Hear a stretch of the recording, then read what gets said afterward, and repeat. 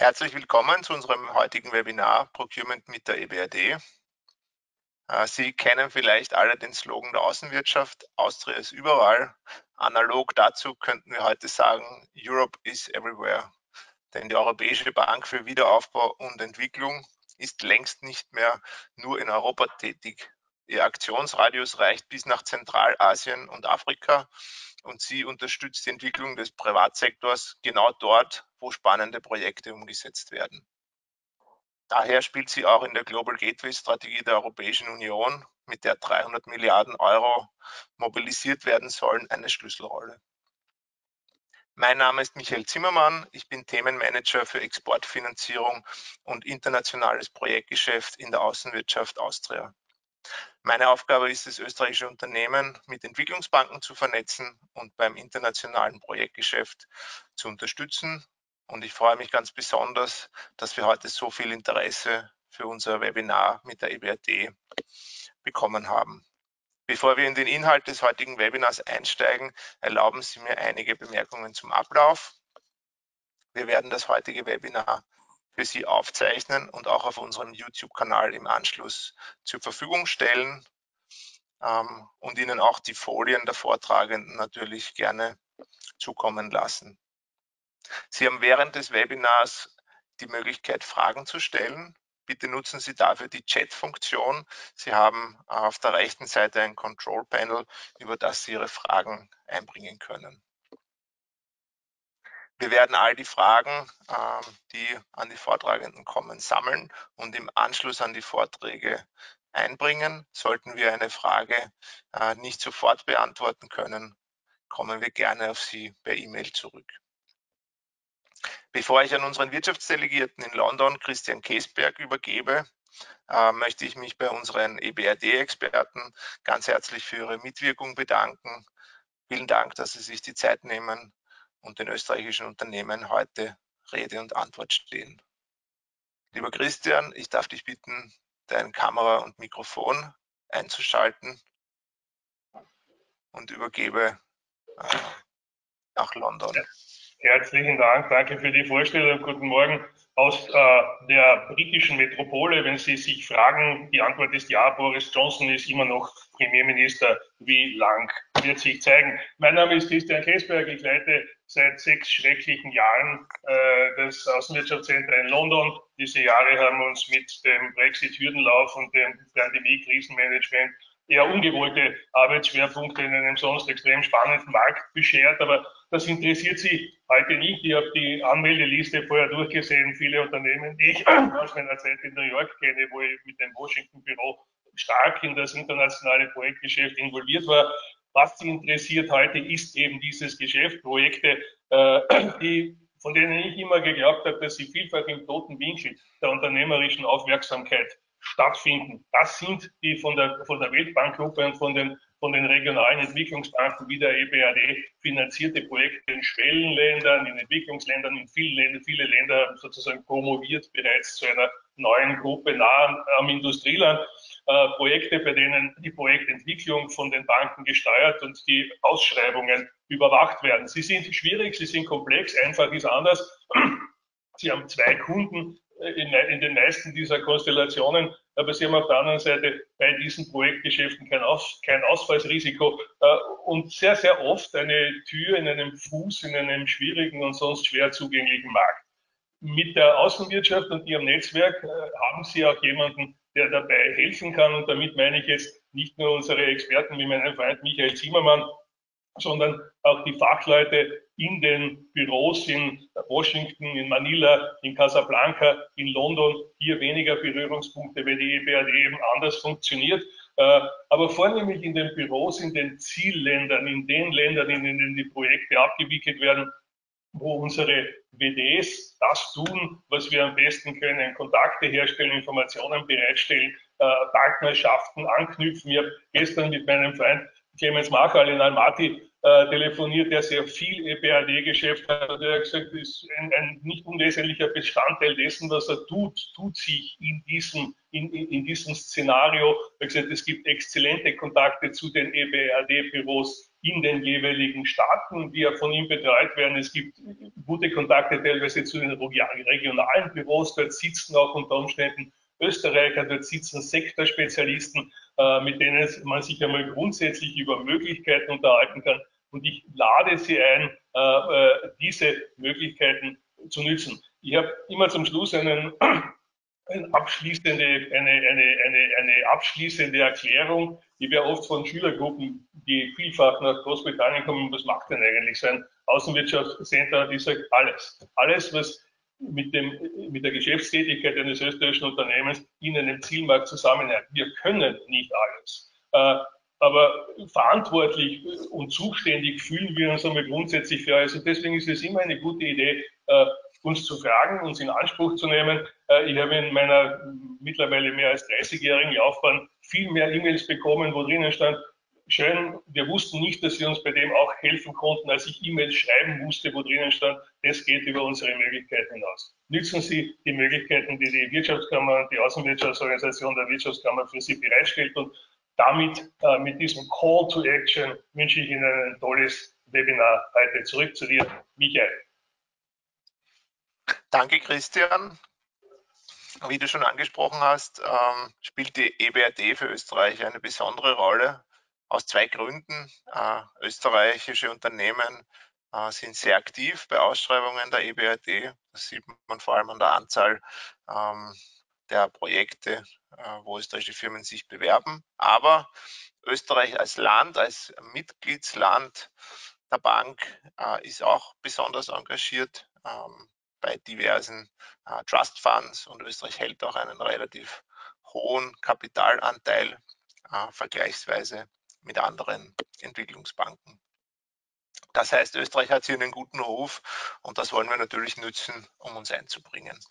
Bevor ich unsere nächste Sprecherin vorstelle, erlauben Sie mir noch einen Hinweis auf eine spezielle Förderung, die für Sie als Unternehmen interessant sein dürfte, und zwar den Go International Projektgeschäftscheck.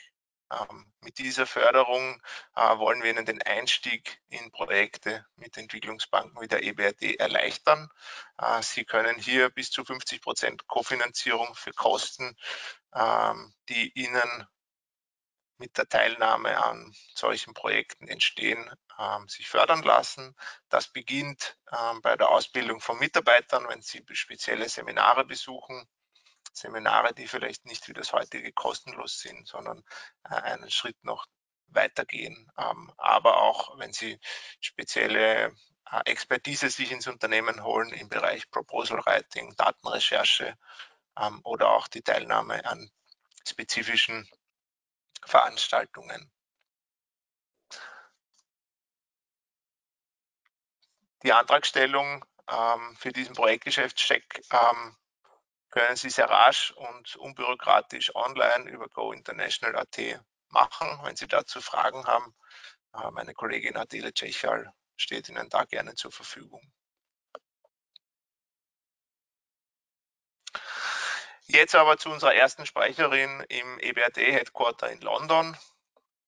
Claudia Körbler arbeitet als Beraterin für den österreichischen Exekutivdirektor bei der EBRD.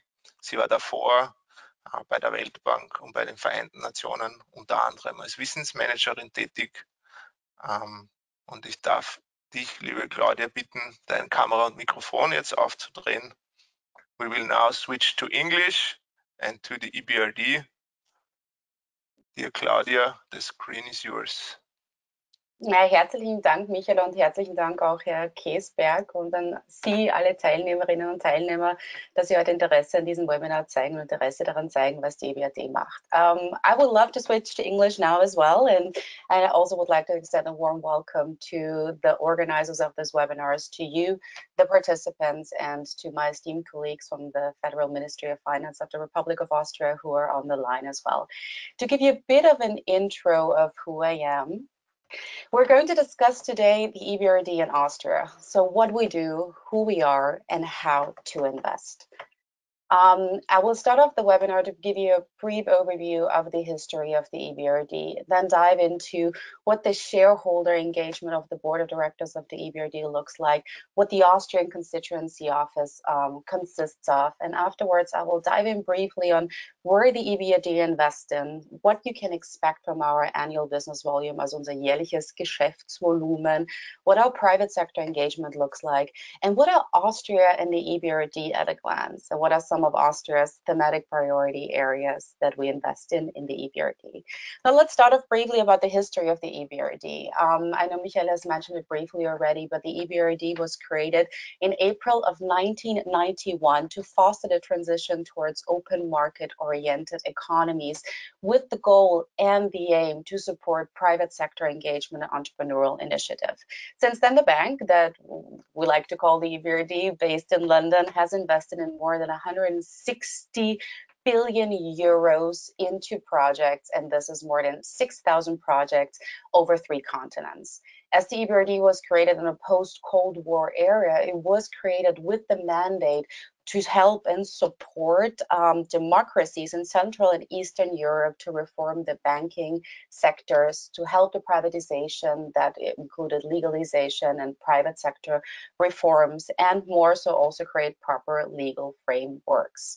The EBRD, and it was briefly mentioned before, is a bit different than other international development organizations as it is a transition bank, and exactly comes in there where the market sector tries to be ripe and where private sector organizations can invest into markets, and has only the very political and very specific mandate to invest in those countries who are keen on informing and enforcing a multi-party democracy and pluralism. Mr. Keesberg mentioned it before. Yes, the EBRD is based in London. This is where our headquarters are, but we have tons of regional offices in our countries of operations as well. Now, 1991, let's move forward to 2022. The EBRD, the board of directors, and our shareholders. The EBRD serves the interest of our 71 shareholders, with the latest shareholder being Algeria, who joined in October of last year. The United States is the biggest shareholder and holds the lion's share of our budget. And with regards to the donor trust fund, about 40% of our donor trust fund makeup comes from the European Union.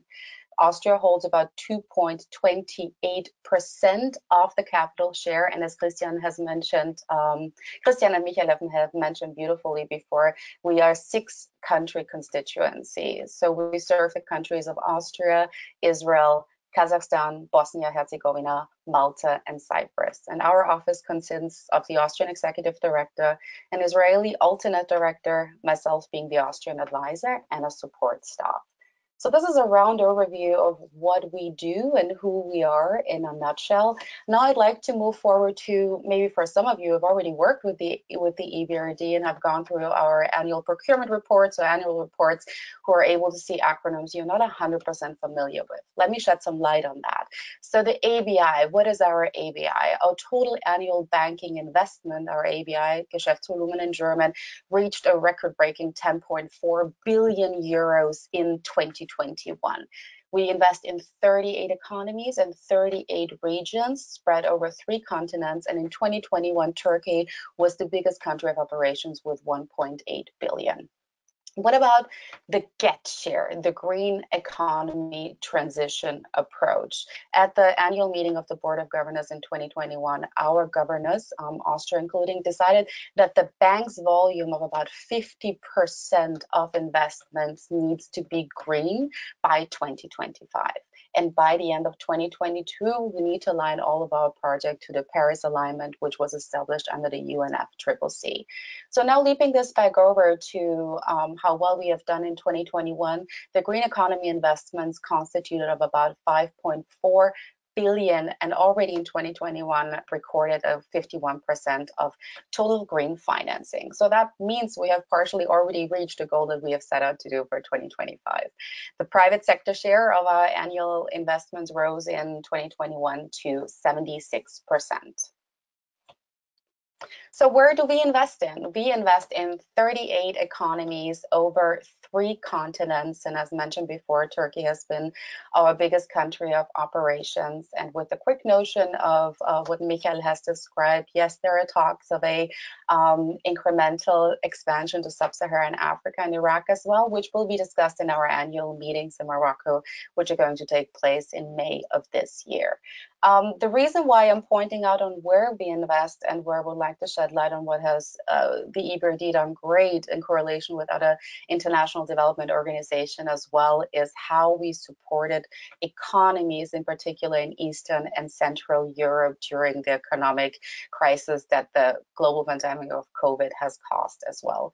We were able to take part in those economies, to support them and provide them with sorry about that, with framework extensions to support SMEs in those economies, a vital infrastructure support program, and more so help them with the economic backlashes that COVID has created. Leaping this over to Austria and the EBRD, and this is where you're here to understand what Austrian stance at the EBRD is. Since 1992, Austria has made available more than 126 million in donor funds. As mentioned before, we hold 2.28% of the capital share, and the combined Austrian EBRD investment continued and was made up at the end of December 2020 at 23.66 billion euros, out of which EBRD finance accounted for about 13.74 billion euros and Austria investment accounted for about 9.92 billion. Now, what are some of Austria's key strategic and priority regions? It is the Western Balkan and the Eastern Europe, where the bulk of our investments have gone to, and the bulk of our very donor-funded centric investments are going to go as well. Leaping this over to what are some of Austria's thematic area priorities, and this is where I would like to close off my very short intervention. We have trust funds, which are multi-donor and single-donor trust funds, the latest one being signed during COP26 in Glasgow of last year, which is a high-impact partnership on climate action, HIPCA Trust Fund, a multi-donor partnership which tackles climate change and environmental degradation. Another focus area for Austria is our City Regeneration Environmental Fund, CREATE, which supports municipal infrastructure engagement with high transition impact. Another strong area of support that Austria offers through donor funding is our DRIVE Fund, which focuses on delivering resource efficiency investment in the Western Balkans, one of our key strategic and priority areas, and Turkey. And it supports the resource efficiency investments into energy, water, materials through TC, which is technical cooperation and policy dialogue with the private sector and public sector. Another fairly older but yet still running fund would be our Renewable District Energy in the Western Balkans Fund, which focuses on the development of renewable district energy project by policy and technical corporations. Now, the reason why we're mentioning these Austrian thematic priorities, for some of you companies who've probably already done work with the EBRD, we used to have a fund which has phased out, which is a tied fund made possible and made available to Austrian companies, which is no longer in the running. So if you were to participate in open tenders and bids, and it should be a project which is on the line of any of these trust funds, then be on the lookout for such on the regional website or at EBRD websites. But with this being said, I don't want to keep you too long because I know you're actually here to hear from our procurement specialist who's going to guide you through the process on how to do business with the EBRD. And for such, I just want to take a moment to say Dankeschön, to thank you for your attention and to remind you that our office is an open door policy, and please feel free to reach out to me if you require any support. Now, Michael, over to you, and thank you for your time and attention. Thank you, Claudia. It was very interesting to hear about the thematic priorities that Austria is focusing in. I think for you, the participants, it's very good to know that when it comes to renewables and climate change, to cities or to resource efficiency, Austria is very well known in the bank. So take up this opportunity and also take up the opportunity to get in touch with experts like Claudia, who are really located here at the center of the bank and know what is going on. I would also like to take this opportunity to thank the Austrian Ministry of Finance, who is making all of this happen and who has a very strong track record of supporting sustainable development and also bringing in Austrian companies. So we just heard about some of the activities that they are setting up, but we also have a good collaboration here in Vienna. And they're doing a great job in supporting the Austrian companies. So now we're coming to the topic of procurement itself. Let me introduce our next speaker, Mr. Dirk Plutz. He is a senior advisor at the EBRD in London, and he brings more than 20 years of experience in procurement, and therefore he knows all the pitfalls as well as success factors on how to be successful in tendering. So Dirk will now tell us about how goods and works are procured in EBRD projects.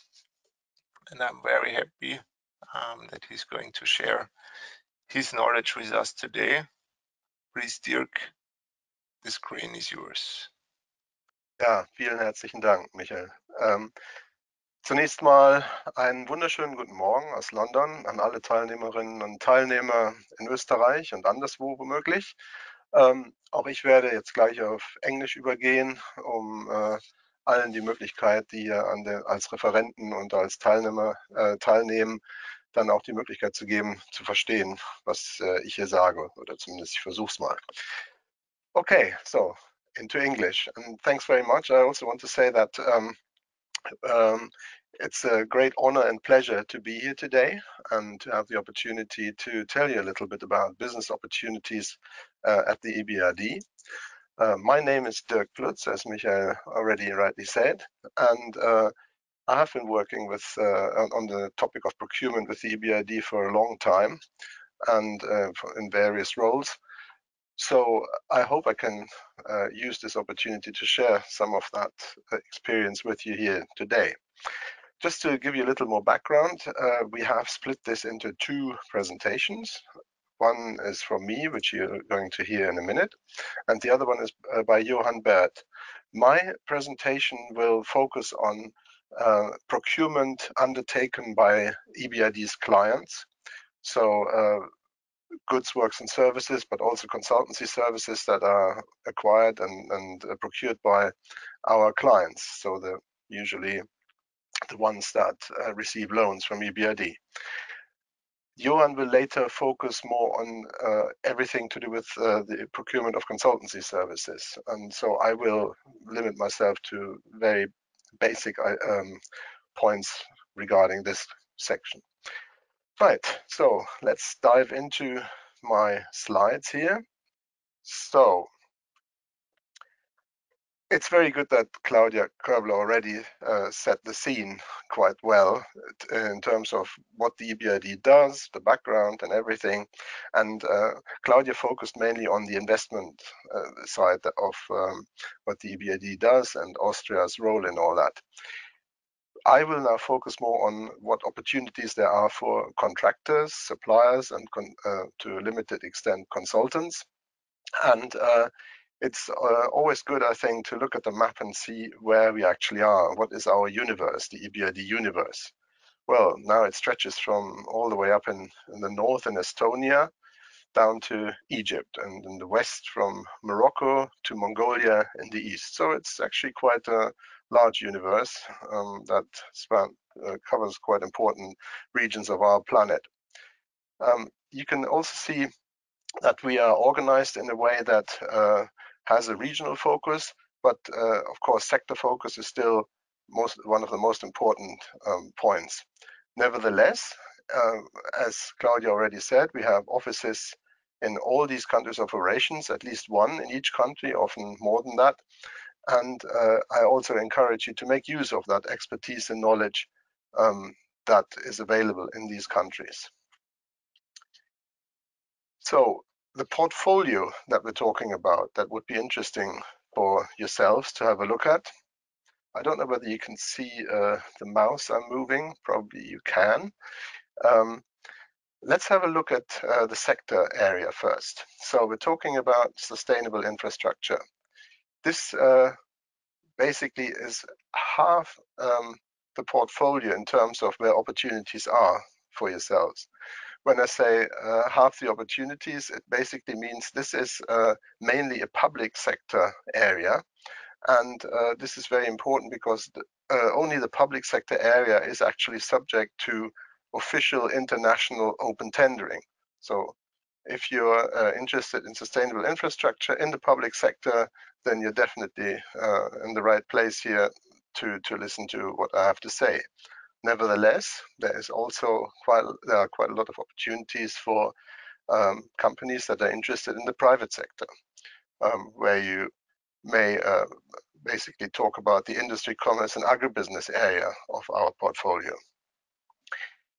In terms of region, you can see that with a couple of exceptions, it's fairly evenly spread the way we are organized from Central Asia via Central Europe and Belarus to Eastern European areas and so on, all the way to Turkey, which is a very large recipient of EBRD funding. Not so much in the public sector, but there are also quite a few opportunities in this area. Let's just, before we move on to the next slide, remind ourselves that EBRD does about between 75 and 80% of its business in the private sector.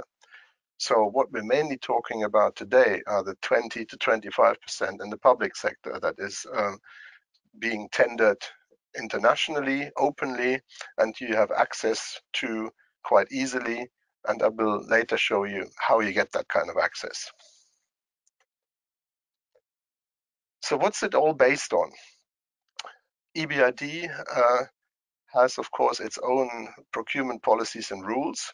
These govern all our investments, all our public sector and private sector areas for any lending or investments that EBRD does and that its clients then use to procure goods, works, and consultancy services. Now, these rules have not just been invented from nothing, but they are based, of course, on the principles that are followed by all the public sector regimes that you have.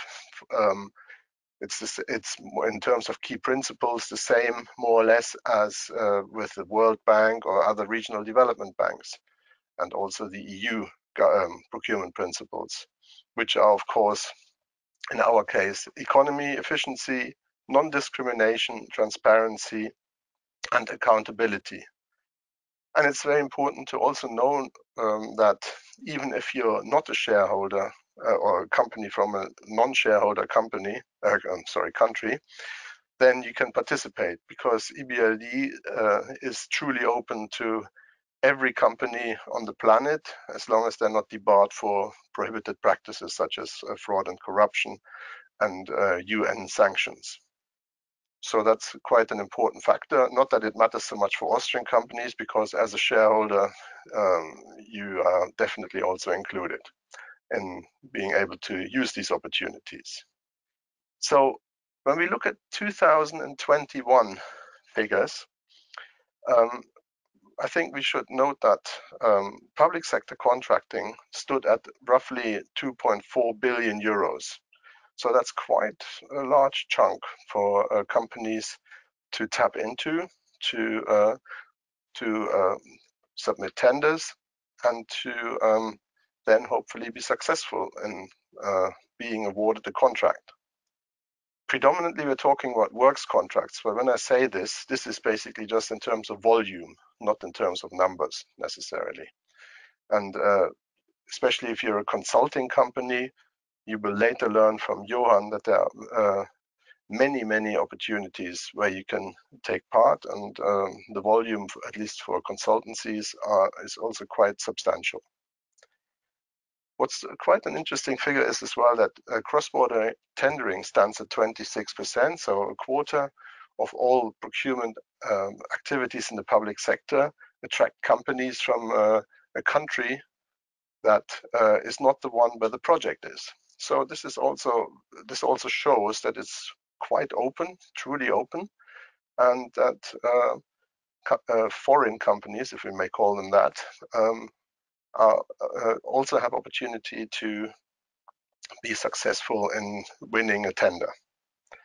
And we usually have 3.5 tenders per contract, which is also quite an interesting fact, because in many other procurement exercises that are not undertaken by the bank, you would have less than that.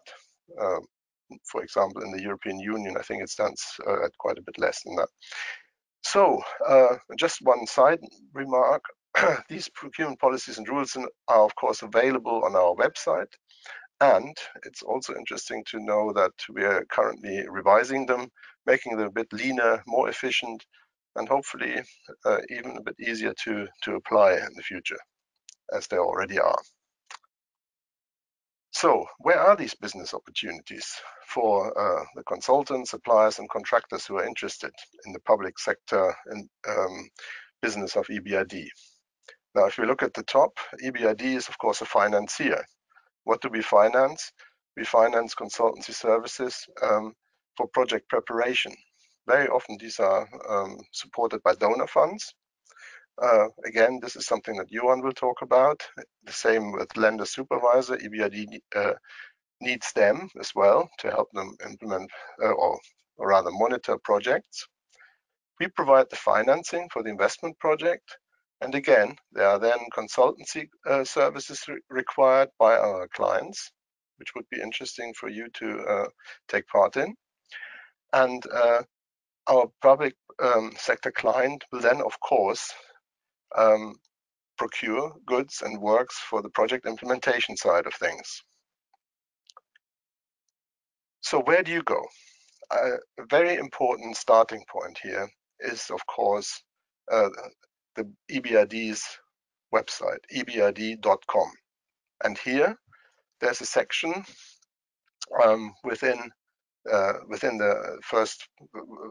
the top pages of the website where you will be led to the project summary documents. This is a very important piece of information, I think, because project summary documents give you very early information on the projects that have been approved by the board of EBRD, and therefore you can expect a general procurement notice or other kind of activity that will lead to the implementation of the project. Also, project summary documents is the only area where you see all the projects. So not just the public sector projects, which are subsequently then properly and openly advertised either on the bank's website or through its electronic procurement system, which I will talk about in a bit more detail in a minute. But you will also see here, in addition to the public sector projects, all the private sector projects. So if you then see an area of interest, you could then get involved and approach companies that may invest in those projects if you want to either co-invest or if you want to, more importantly, offer your services or your goods or whatever it may be. So where else do you go? If you click on work with us on our website, you get to the procurement area as well. And the procurement area consists of these two main things here, the project procurement area that I'm talking about, and the corporate procurement and consultancy services area that Johan, the next speaker, will talk about in more detail. From there, you get taken deeper into the bank's website, but I will not bore you with clicking you through websites. I just put this here to provide you with a complete picture. So here you can see on this website, there's everything that you may need to access in order to participate in tenders organized under EBRD financing. So what do you have to do? You have to do your research, is my big advice. Again, this is on the website. And something that looks a bit little here on this page, but is extremely important. And everybody who is interested in doing something with EBRD finance projects should click on this link here, the EBRD Client e-Procurement Portal, or ESEP for short, and I will call it ESEP from now on. Basically all, or almost all public sector tenders that EBRD undertakes, or rather EBRD's clients undertake, are advertised here.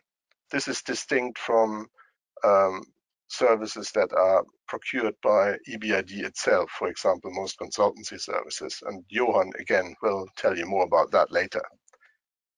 But as I said, remember this, ESEP, this is where you need to go, this is where you should register, and I've included some slides how you do register there. So I strongly advise and implore you that you go to that website, register your company there, and on the next slides, after the statistics here, you will see how you actually do that. But I will not go into detail how you do that. You can do that at your leisure, at your home computer, and work that out. But before we move on to that, a quick look at EBRD project procurement statistics. So as you can see, I hope it's large enough for you to follow. So basically in the non-consultancy side, we have a sort of climbing bar. We have climbing bars here, and we had about 300 or nearly 350 contracts in 2021 that were signed, and the annual contract volume, as I said before, stands at around 2 billion. You can have a look at where that is in terms of volume. Of course, the municipal environmental infrastructure area and transport are the two largest areas where business volume is and where therefore business opportunities are. But other areas, of course, cannot be neglected either. This may be interesting for you in particular. You can see a big success story here for Austrian companies over the years. I'm just giving you here the statistics for 2017 to 2021. So in those 5 years, in that period, Austrian firms submitted 114 tenders for EBRD finance projects that our clients implemented. And out of these 114 tenders that were submitted, 32 Austrian firms actually won the tender and were awarded the contract. That translates into a very big success rate for Austrian firms of 28%, which is definitely above average in the international spectrum. And also that meant almost 190 million euros went to Austrian firms as a result of this success. So congratulations. And if you follow some advice here, like go to ESEP, register, and so on, you can be part of this success. Now, this is what I said before. This is where you go into the website. I've just included this into the slides so that you can look at it at your leisure when you get distributed copies of this presentation. I'm just flicking through this just now. This is the welcome ESEP portal page on our website. Please go there, register. And once you're in there, it'll be interesting to see that when you're registered, then you click on access opportunities and you can go straight to the documents and communicate with our clients. It all works actually pretty well, and I'm sure you'll find that very useful and helpful. So as I said, I'm not going to go into much detail, and we don't have much time for that, but I want to at least leave you with considering the following. How do you win contracts? I mean, this is not EBRD specific, but it is definitely also interesting for EBRD finance contracts. To start with, you should be focused on selective. You know, you don't want your company, I'm sure you're great at many things, but you may not be so great at other things. So you need to decide where you want to focus your resources, where you want to focus your interest in activities, and then make a targeted approach. And once you've done that, you should access the project summary documents, the ones I mentioned at the beginning, which will show you all public and private sector projects. Then you go and access the ESEP documents, so on the electronic procurement system. There, of course, you will only find public sector procurement documents, but all of these days, almost all of them. And if you find, yes, this is the right project for us, but we don't have all the expertise, it is essential that you explore subcontracting or joint venture opportunities. And also make sure that you have some kind of local knowledge. It doesn't mean that you have to be fully placed in the country where the project is implemented, but it should be very important for you. And one of the first things you do when you hear about an opportunity to establish contacts, or hopefully already have established contacts in that country, just to make sure that you can cover all the requirements that come with the regional requirements for that, or local requirements for that particular country and that contract to be implemented in that country. And when I say don't be too clever when preparing your tender, what I mean is do look what the requirements are. You know, lots of companies, even the biggest amongst those companies that tender for projects on this planet, make that mistake quite often. They say we know we are great, we can do this, we can do that, but then they miss out in actually fulfilling and answering to the requirements that are explicitly written in that particular tender document for that particular contract. So do be aware of that, and that's probably a very banal but important tip. And then, as I said before, does your company meet the qualification criteria? If the answer is no or maybe not, then you have to look for partners and form a JV, a joint venture, or find relevant partner companies. And again, if there are any questions asked, either through the tender documents or by the client through official clarification processes, make sure you answer all the questions and submit all the required documentation. And I'm saying it again, another important path to success is to review documents early and submit your questions or issues in writing through ESEP, the electronic system.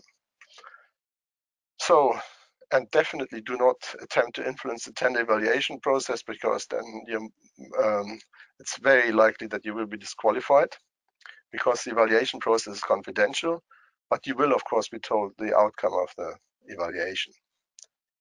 So, and if you're unsuccessful, this is also a very important tip, ask for a debriefing by the client, so you can understand and learn why, unfortunately, this time you may not have been successful to be awarded the contract.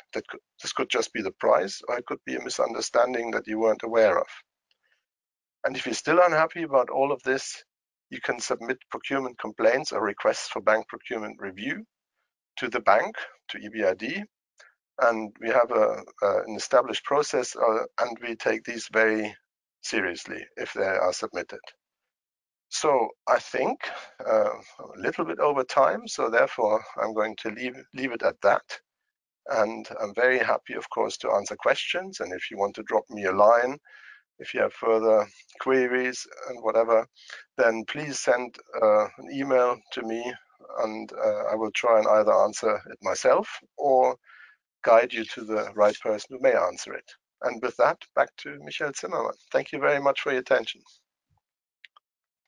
Thank you, Dirk. Thank you for joining us today. It was very interesting to see that Austria's success rate is quite impressive. And I personally hope that we're going to see more tenders from Austria after this webinar. So I would like to invite all of you to take the opportunity. If there are questions for Dirk now, I'm looking at the chat if there's something coming in. Otherwise, I would like to move on to our next speaker. Thank you, Dirk. Our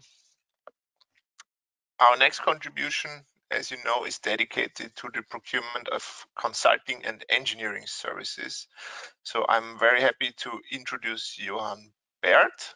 Johan is with us today, but due to technical reasons of high security of the EBRD, Johan will only be joining via his audio function. So I'm asking if he's already switched on his microphone. I am switched on. I'm just trying to make some adjustments to the presentation on my screen, and then I shall be with you in a second. Perfect.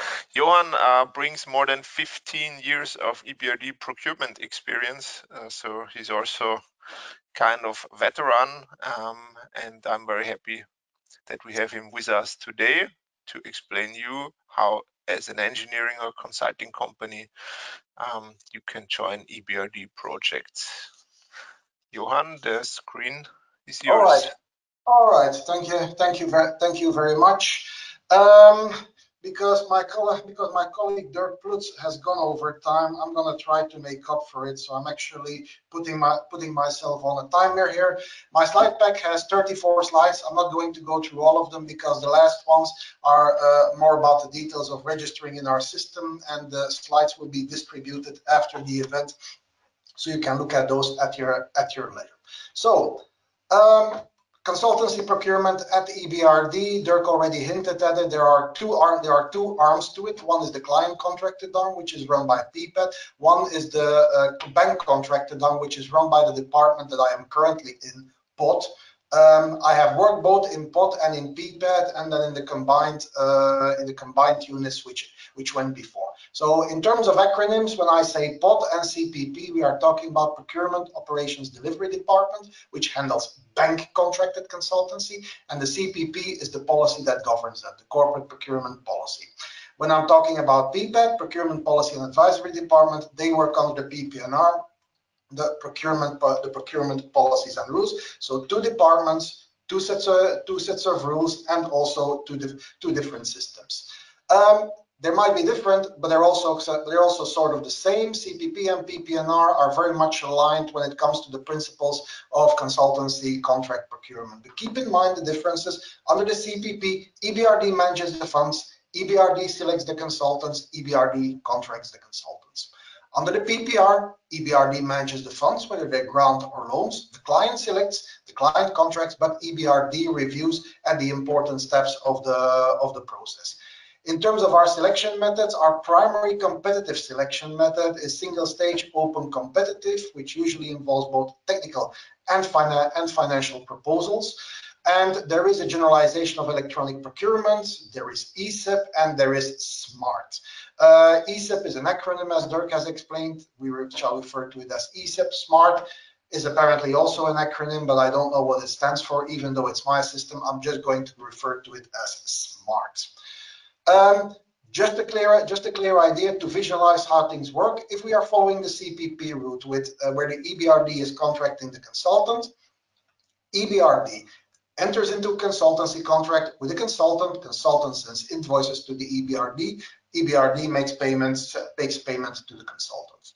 If we are following the PPNR rule, it's a bit the picture is a bit more complex. EBRD enters into a loan or a grant agreement with the client. The client enters into a consultancy contract with the consultant. The consultant will send their invoice to the client. Client will review and approve, and EBRD will make payment normally directly into the account of the consultant, except for in a couple of cases where we have so-called special accounts.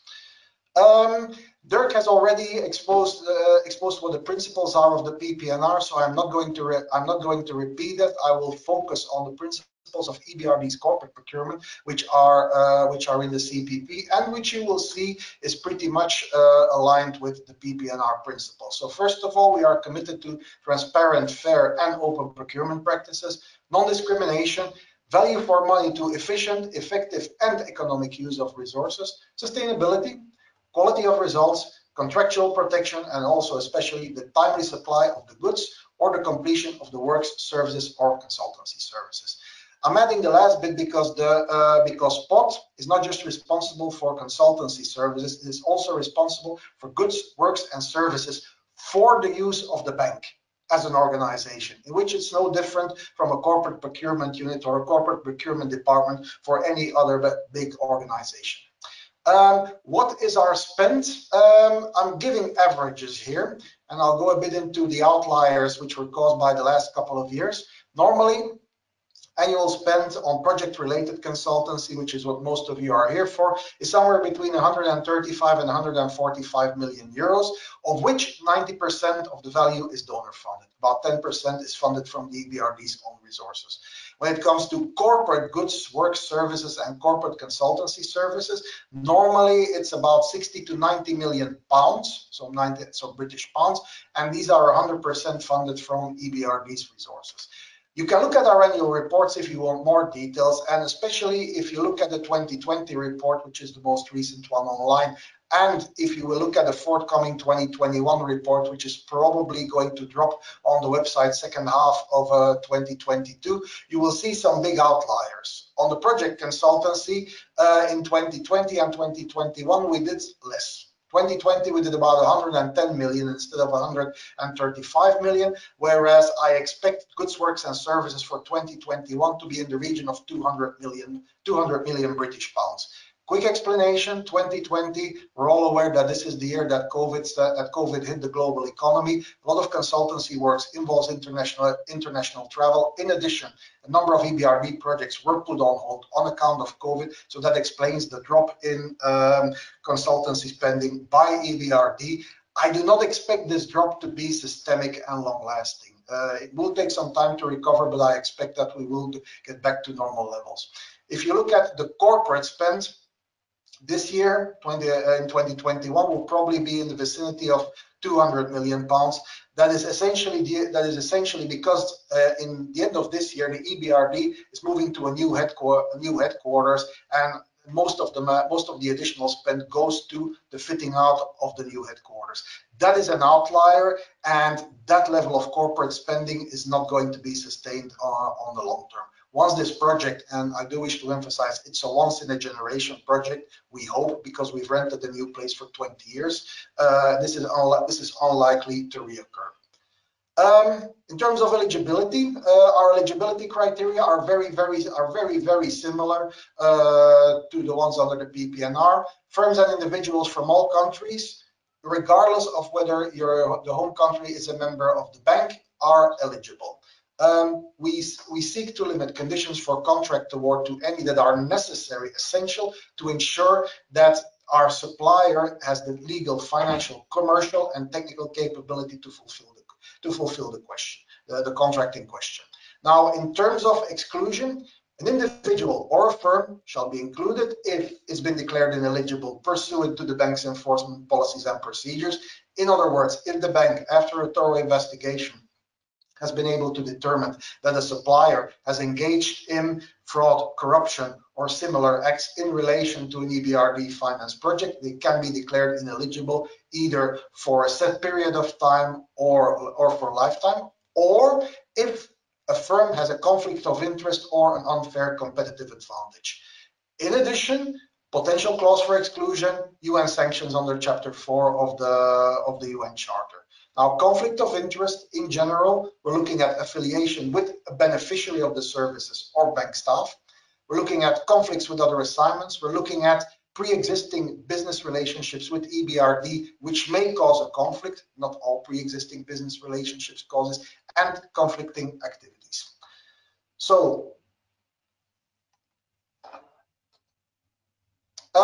again, so who engages consultants? I've already talked about the bank. The bank uses the bank's administrative budget or donor funds under the CPP. There are the bank's clients who use EBRD managed donor funds or loan proceeds under the PPNR. That's the tip of the iceberg. Now, below the surface, there's a whole range of opportunities in relation to EBRD finance projects which do not go either through the CPP or the PPNR. And this is any consultancy support that is required by the bank's clients with using alternative sources of funding. Now, this can be loans either from private sector banks or other international financial institutions. It can be grants from other donors. It can use their own resources under other procurement rules. Now, other could mean potentially the procurement rules imposed by other donors. It could be, in the case of national public authorities, their national public procurement rules. In the case of private sector entities, it can mean their own private sector procurement and purchasing approaches. So, what type of consultancy does the bank use? As Dirk already mentioned, there are types of consultancy which are more suitable for bank contracting. There are types of consultancy which are more suitable for client contracting. As it happens, by value and even more by number, most of the consultancy contracts financed by the bank are contracted by the bank. And we distinguish in general, by way of categorization, 5 large categories of consultancy interventions. The first is bank project preparation, which can assist us in business development, project structuring, project due diligence, and in some cases project-related design. Most of that would be bank contracted, except for design, which will normally be client contracted. And that is a determination that is based on the bank's risk appetite when it comes to consultancy assignments. There is also support for during the bank's project implementation, can essentially project risk management, monitoring, corporate recovery, capacity building, compliance support. Most of these are bank contracted.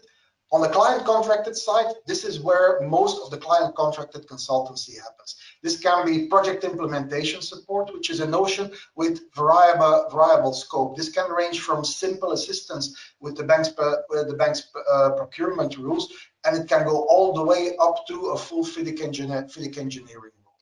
In addition, we have capacity development for our clients. We have financial and operational performance improvement for our clients, which are often tied to assisting the client in meeting conditions precedent and other conditionalities under the law. Now, outside of bank finance projects in the narrower sense, we also offer advisory services. This can consist of general business advice to EBRD recipient. This can be sectoral advice, where, for instance, if we were to expand into new countries, we would probably engage a number of consultants to advise us on the state of the economy in our new country of operation. This can be on topical advice, which can be on inclusion, gender, green economy, integrity and risk, environmental and sustainability, and governance in the wider sense. Again, this is very much targeted to one or a limited number of specific clients. The next step up is policy, because EBRD tries to achieve transition not just through financing projects, but also through structural work at policy level. Now, this can involve legal and regulatory reform. It can involve advice on macroeconomic policy. It can be about providing advice to improve the general business environment. And finally, we have knowledge management, which can consist of advocacy, which can consist of studies and publications. For instance, a number of consultants and experts are involved in the preparation of some of our flagship reports, like the EBRD's transition report. It can be about knowledge transfer through seminars, through publications, and so on. So this is on the what we call the project consultancy side, even though it goes beyond what you would normally consider a narrow definition of what a project is. Now, there are also opportunities for consultants on the corporate services side. We are based in London. I'm not gonna hide the fact from you that in this area in particular, most of the consultants that we engage for corporate services are where we are based, our headquarters being in London. But we are looking at things like IT, project management, product development, facilities and operations. Again, this is where a lot of the spike in the spend is coming from, because we are currently reaching the conclusion of our headquarters move. Going forward, we are looking at business as usual, except we have to retender everything because we are going to have a new building to look after. We are looking at communications products, either product design, communications consultants, General corporate functions, strategic business advice, support to our internal controls, organizational change, translation, and then finally human resources about benefit and salary structuring, recruitment, and so on. So as you can see, the range of consultancy services that the bank is looking to procure is actually quite wide. Now, this is about what we procure. I've already told you how we finance it. So how do we actually do this? Yeah. So we're looking at essentially three types of selection. The first is the direct selection, which is essentially less than 75,000 euros, where the bank, usually the sector specialist team, picks a consultant, enters into contract negotiations with the consultant, which may result in a contract. Next step up, first competitive selection type, and also the most prevalent competitive selection type. For anything over 75,000 euros or more, we will publish a procurement notice. There will be a proposal, technical and financial. These proposals will be evaluated on the basis of pre-established evaluation criteria. Highest ranked consultant on the basis of technical and or financial will be invited for negotiations. If these are successful, these will lead to a contract. If they are not successful, we will move on to the next consultant. Two-stage open competitive selection is a process that we use for more complex assignments over 75,000 euros. Again, it starts with a procurement notice, which will invite expressions of interest. So not full technical and financial proposals, only expressions of interest, essentially gauging the overall capability of potential suppliers. This will result in a shortlist. The shortlisted suppliers will be invited to submit a full proposal, technical and financial. And again, highest ranking will be invited for negotiations. If the negotiations are successful, we lead to contract. If not, we will move down to the next consultant on the list. Now, in terms of number of processes, it's very hard to put exact numbers. But what I can tell you is, by value, most of the value goes through competitive selection. But by number of contracts, most of the number of contracts are handled through direct selection. Because keep in mind, 135 to 145 million euros per year is usually represents around 3,000 to 3,500 contracts a year, which, unless my mathematics are completely off the mark, is an average value of about 40,000 euros. Especially in the project preparation, and a lot of the advisory work tends to fall under the direct selection. When you submit proposals, keep in mind, the EBRD does not entertain spontaneous or unsolicited proposals. So we will only consider proposals which are in response to a request or a procurement notice. On our side, procurement documentation will usually contain three questionnaires. The first is the qualification questionnaire, which will ask a number of questions, including requests for disclosure of conflict of interest and essential eligibility requirements. The technical questionnaire will go into qualification is who are you and what are you? Technical questionnaire is, well, how are you going to solve the question that the problem that we are put before you? And the financial questionnaire is, how much are you going to charge us for this? As Dirk mentioned, it is very important to follow formal lines of communication during the procurement process. Our system caters for specific discussion forums for an individual process. Now, as a supplier, you need to be registered in our system to participate, but you only need to be approved, which is to say, verified, all the information has been verified and complete to be awarded the contract. So it's enough to register to participate. You don't even need to be registered to at least get an idea of what the assignment will be about. Because nowadays, on the front page of our system's procurement notice, we publish about a one-page summary of what the assignment is about, which is visible and accessible to everyone. So, general tips on winning consultancy contracts. Number one, read the RFX documents. RFX stands for Request for X, where X can be a proposal or an expression of interest. Read them very carefully and understand what the requirements are. Keep in mind, previous EBRD experience is not a prerequisite. Although, of course, it will help if you have experience in the type of assignments and the type of projects that EBRD is seeking a consultant for.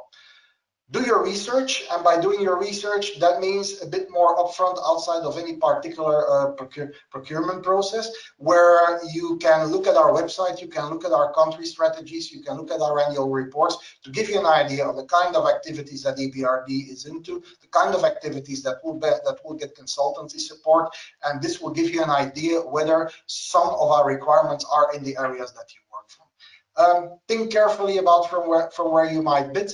If you have local partners, often local partners are in practice a requirement because there needs to be a degree of familiarity with local conditions. And as Dirk mentioned, think about working with others to strengthen your bid. EBRD is quite liberal when it comes to composition of consultancy teams, because from our point of view, the most important is the experts that are brought to bear.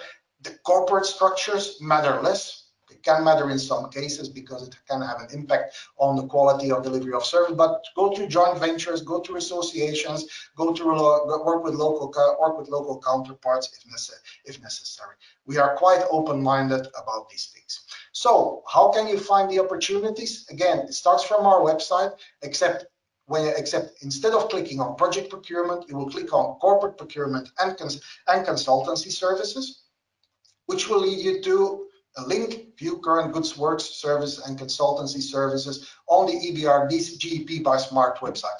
By the way, if you click on this, this will take you to a website which is not an ebrd.com domain. So don't be surprised. It is run by GEP, who is our service as a software as a service provider for our procurement system, and it has its own dedicated subdomain on that server.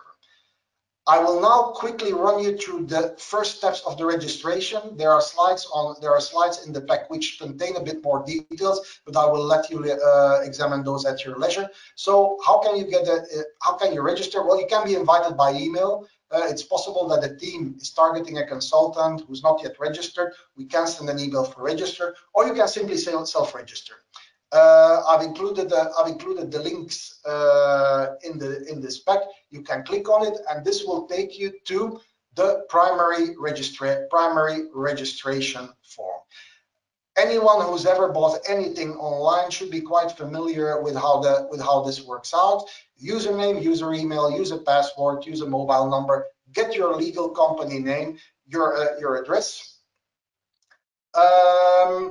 Remember, very important, we only do one registration per legal entity. If you happen to be a consultancy organization with branches or separate legal entities in different countries, you should unfortunately have to register per country. DUNS number is Dun & Bradstreet. If you have it, great. If you don't have it, no problem.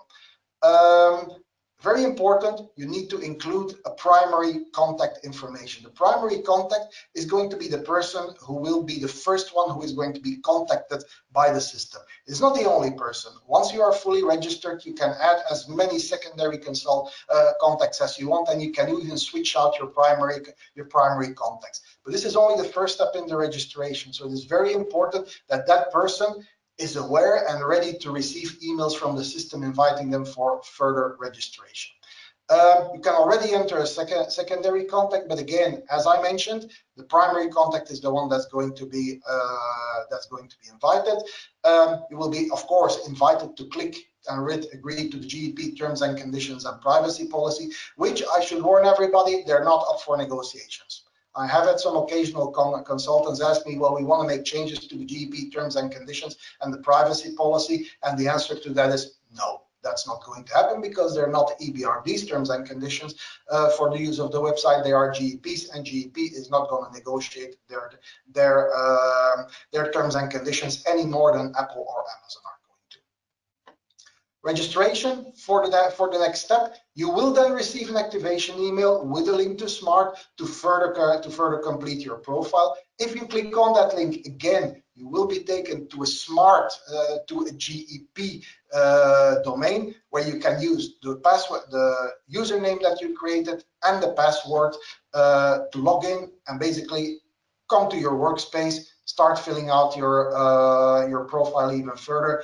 I am going to skip all the slides most of the slides that come now, and go straight because you can look at those at your leisure, and to be honest, it's a bit boring just describing what's on screen. And this is what our public bid website looks like.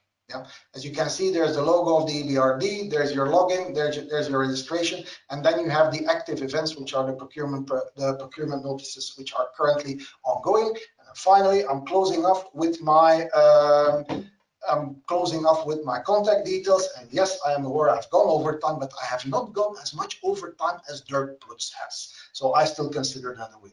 So thank you for your attention. I'm happy to answer any questions that you might have. Thank you, Johan. That was very interesting to see how consultants can actually enter the procurement process, and it's also, I think, good to know that there is some kind of backlog demand for consultancy services, and yeah, there's a good opportunity now to engage in the process. We have already received some questions to our speakers, so I would like to ask all of you to turn on your camera and microphone so that we can dive into the questions. The first question I can answer myself: will the slides be distributed?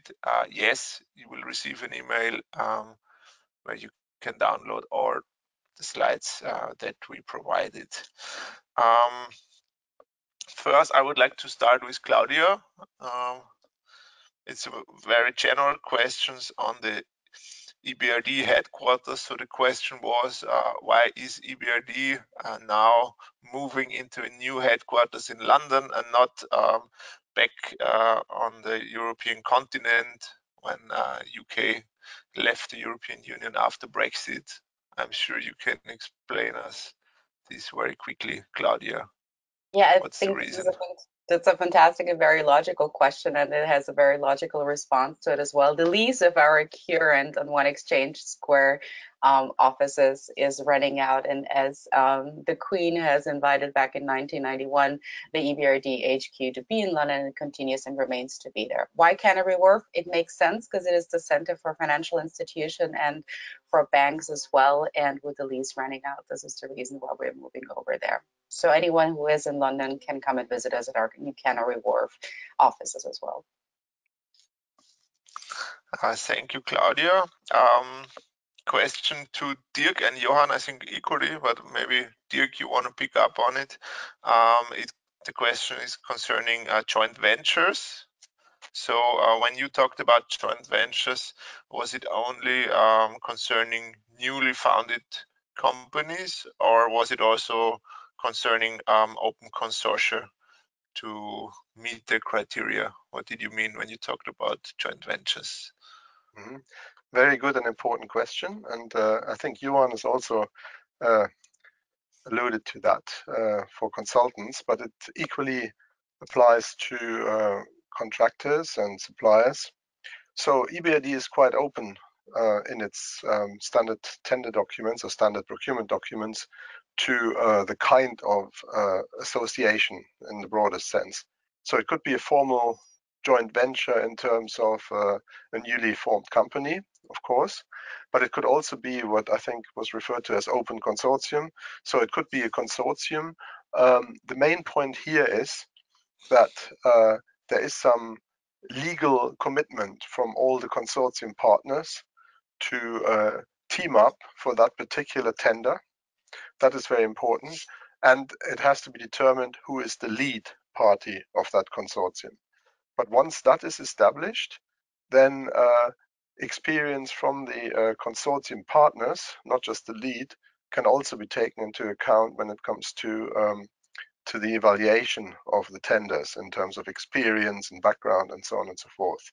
So in short, yes, it is allowed, but as I said earlier in my presentation, companies should definitely very carefully look what the evaluation criteria are, because there may be different requirements for the lead partner of a joint venture or consortium and the non-lead members of that consortium or joint venture. And for people who are a bit more interested in that, they can consult our standard procurement documents, which can also be found on our website. Thank you. Thank you, Dirk. There is one aspect that I wanted to highlight. I think it's a good message to all the consulting and engineering companies. I learned today that the average amount of tender that companies are picking up is around 40,000 euros, and the large majority of consultancy projects is awarded as a direct selection. So I think this is also good news for the Austrian companies, because they are mainly small and medium-sized companies that can take advantage of those smaller sized tenders. And I have one last question to all of the speakers. Maybe Dirk or Claudia or Johan, whoever wants to contribute, concerning the role of SMEs. So what is the EBRD's role in supporting SMEs who want to invest? So that is maybe a bit not the specific topic of today's webinar, which was more focused on the procurement process, but on EBRD's role in supporting the private sector. So are there opportunities to engage with EBRD when it comes to investment projects of SMEs? Claudia, what you want to start? I think it might go back to the overall question that you've asked before, Michael, with regards to where does the EBRD invest in and what kind of companies, and doesn't hone in as much onto the SMEs, but the EBRD does invest into equity and quasi-equity companies, and has done so since its inception, to more about 15 billion of equity in over 800 companies. Those partially are small to medium enterprises as well. And there was a question which came as well, not only company focused, but also funds focused as well, which spoke about what kind of equity funds that the EBRD would invest in as well. So since its inception, EBRD also invested in about 227 private equity funds, which mainly focused on growth and expansion as well. This is as much as I can say when it comes to the investments of EBRD to specific funds and companies in the private sector. Dirk, I don't know if you have anything to add on that. If I can just add something, because it's something that often comes up in terms of consultancy support. So when you work with EBRD, when you want to get funding from EBRD, there's two avenues. One is to contact EBRD directly, like you would with any bank.